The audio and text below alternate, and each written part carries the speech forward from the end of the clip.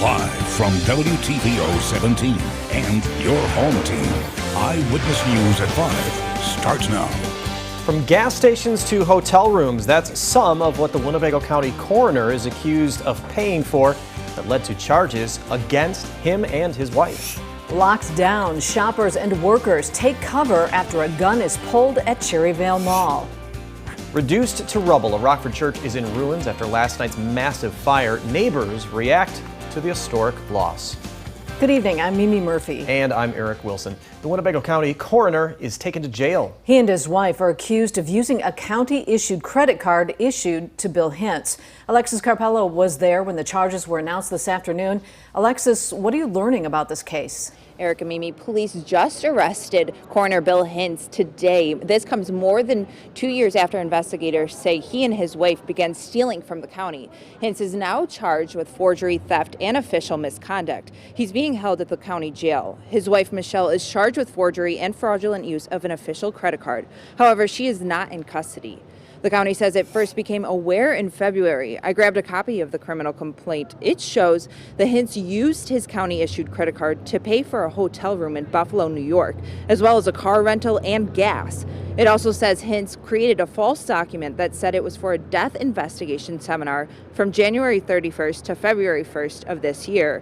In total, the complaint says he charged more than $15,000. Winnebago County State's Attorney Marilyn Height-Ross says as an elected county official, he has a responsibility to the residents, and these actions are unacceptable. There is a fiduciary duty that is owed by public officials to the community that they serve. And when that fiduciary duty is breached, there are no winners. Hintz is due in court tomorrow afternoon. Winnebago County Board Chairman Frank Haney sent us a statement. He says that Hintz should resign as coroner. For now, reporting live in Winnebago County for your home team, I'm Alexis Carpello. All right, Alexis, thanks for that live report. CherryVale Mall's back open after someone pulled a gun out earlier today. Cherry Valley police say a couple of men got into a fight on the upper level near JCPenney just after 2 this afternoon. It's not clear what happened, but one of the men did pull a weapon. No shots were fired. No one was hurt. The mall was put on lockdown while police investigated. Police are looking at videos of the fight. We're told officers will be around the mall for the rest of the night.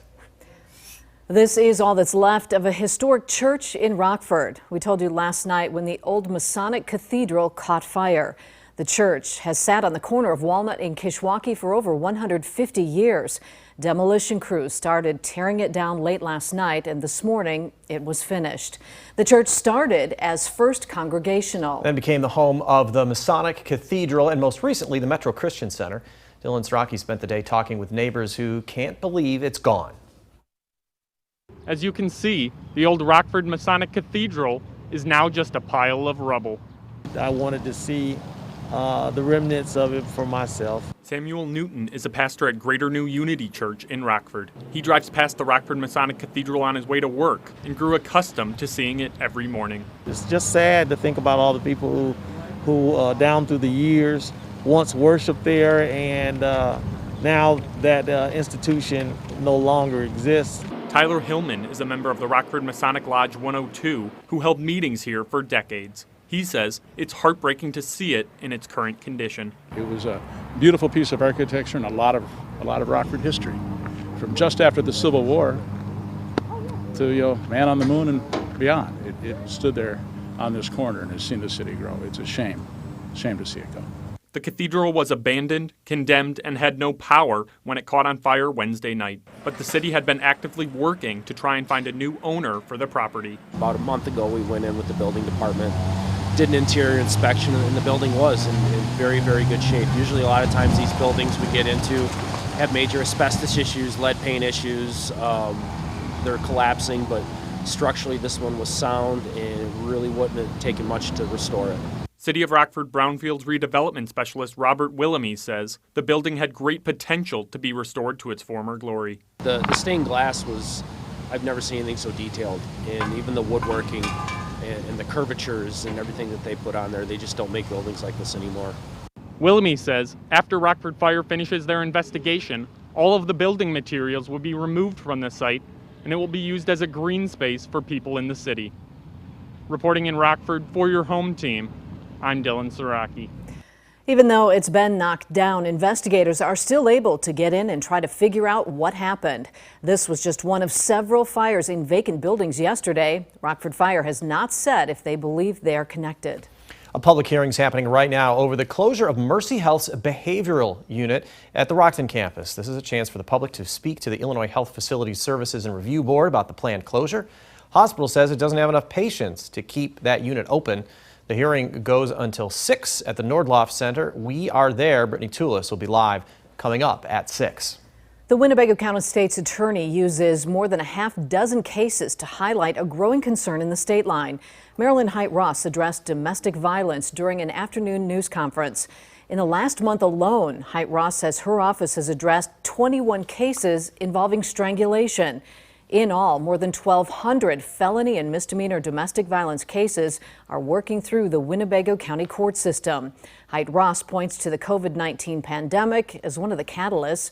To reverse the trend, she says it's critical survivors come forward. We are there to help you navigate through the system. All victims who come through our office as domestic violence victims are treated with dignity and respect. We need survivors to come forward so that we can help you break that cycle. If you or someone you know is a survivor of domestic violence, we have a link to resources available to you. You can find that at mystateline.com. Police make a holiday warning after an officer's hurt and 2 others nearly hit alongside a state line road. This crash happened in Rockton.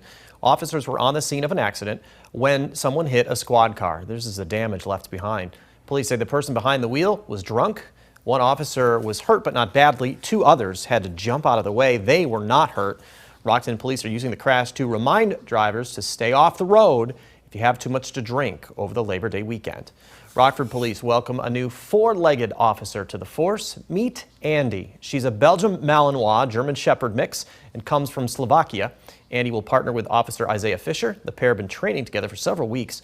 Friends of Rockford Police Department canines paid for the new addition. Andy becomes the 2nd female canine in Rockford. Testing confirms more than 1,300 new cases of COVID-19 in the state of Illinois. That brings the total number of cases to just over 240,000 since the start of the pandemic. 25 people died. None of those came from the state line. The state's 7-day positivity rate is ticking up. It now sits at 4.4%. Of those that do become infected, 95% recover. The large number of people being tested is reportedly causing some issues for the Illinois Department of Public Health.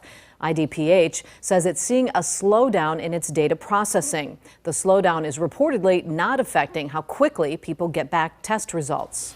A state-line nonprofit that works to protect the environment celebrates a grand opening. Keep Northern Illinois Beautiful cut the ribbon on its new recycling center this morning in McChesney Park. It's on North 2nd at the former Bear Iron and Metal. The site accepts all recyclables, including electronics and appliances. KNIB had previously used a parking lot in front of Advanced Disposal. Leaders say the new location means better access for customers looking to help the environment. We haven't been in the North End for about 18 months. So having this building here, we can service all our North End customers like we used to do. So we're really excited about that. The new location will be open Wednesday from 2 in the afternoon until 5 and Saturday mornings from 9 until noon. 2 days after President Trump visited Kenosha, former Vice President Joe Biden makes a stop in the area. The presidential candidate met with Jacob Blake's family. He then led a community discussion at a Kenosha church. Both visits come after nights of unrest in the Wisconsin town after police shot Blake. Biden talked about optimism and opportunity as well as the racial tensions across the U.S. this summer.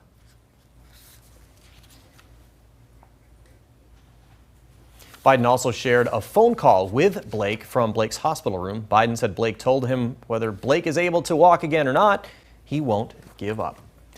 Now, your first warned weather forecast with Chief Meteorologist Candace King. We had a little bit of cloud cover out there earlier today when that cold front came through, but now our sky is nice and clear. A live look with our Mercial SkyTrack camera out of the Poplar Grove Airport. We will continue with that clear sky and the wind, too, as we go through the rest of this evening. Winds now sustained from the northwest, right around 20 miles per hour, but still gusting anywhere from 30 up to 35. So it is going to be a rather windy evening. Good news, the winds will begin to subside a little bit here as we go through the night tonight. Current temperature sits at 78 in Rockford, 73 for Freeport, Belvedere, 77 in Janesville, DeKalb, and 78 right now in Rochelle. Our weather watcher Bob this last hour checking in with 82 and a dew point number of 48. In fact, we had a quick drop in those dew point numbers, so really drying out as that cold front came in. Dew point temperatures now in the 40s, and you really see a lot of that drier air driving in on the heels of that northwesterly wind, pushing all that moisture that we had. Kind of felt a little muggy out there earlier today back to our east and southeast. So with that dry air, clear sky, this sets the stage for a rather chilly night. Temperatures in a few of the outlying spots could actually fall into the mid and upper 40s, right around 50 degrees here underneath in Rockford, I should say, as the wind comes in from the northwest at about 5 to 15 miles per hour. It'll be a chilly start tomorrow morning, but we'll see plenty of sunshine, just a couple of clouds for the afternoon.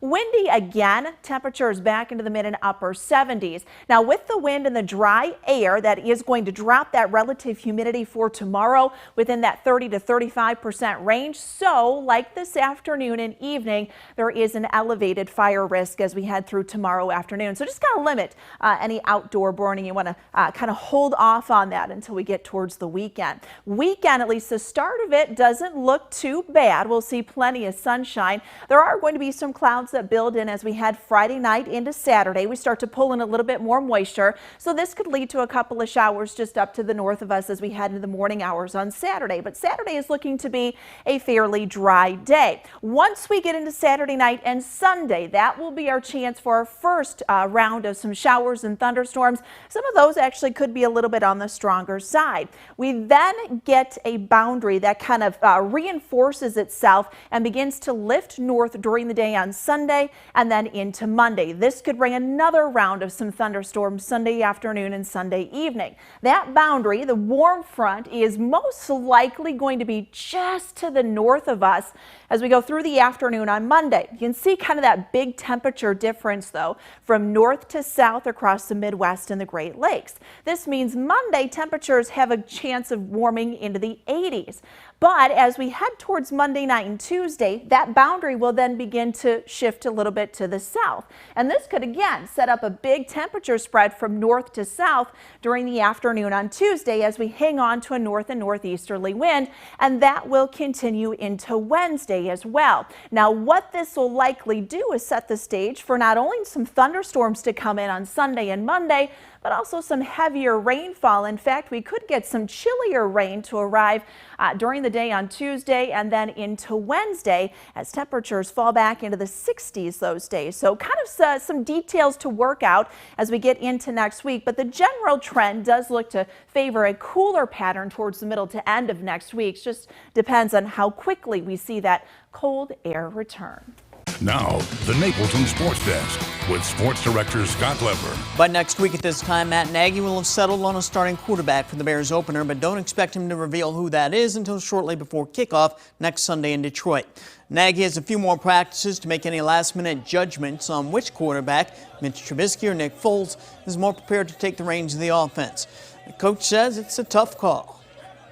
Sometimes people will say, well, if you have two quarterbacks, that means you don't have any. You have three tight ends, that means you don't have any. But we know what we have in these guys. We feel really good about both of them. And being as brutally honest as I can be, it's difficult.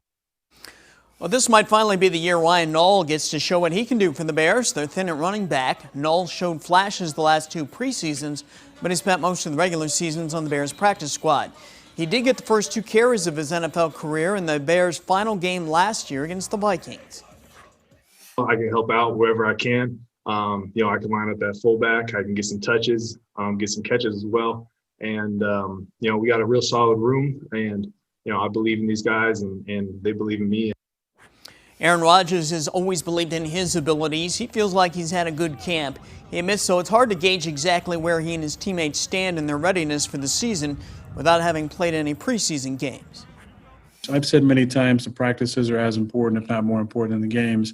But the games do show you kind of that little extra. There's always one or two guys that jump out when it's tackling to the ground, when you can make guys miss and there's not quick whistles blown. The Cubs played ball this afternoon in Pittsburgh. Victor Caratini got the Cubs going early with a single that brought home Kyle Schwarber in the second inning. It was 1-0. Alec Mills still hasn't been able to recapture the good stuff he had at the start of the season. In the third inning, he gave up this 3-run blast to Brian Reynolds. Mills gave up 4 runs in 5 innings. The Cubs lost 6-2. The White Sox open up a series in Kansas City this evening. Dylan Cease will be on the mound. That's sports. We'll be right back. We have a breaking news update. Michelle Hintz, wife of Winnebago County Coroner Bill Hintz, is now in custody. According to the Winnebago County Jail website, she was booked about 15 minutes ago. As we told you at the start of the show, she and her husband are accused of misusing a county-issued credit card. We'll have much more on the story coming up tonight at 9 and 10.